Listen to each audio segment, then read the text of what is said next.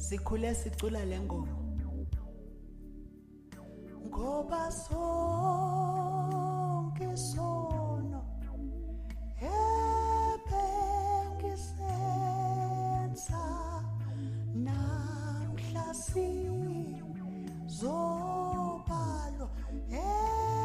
ebusweni bakho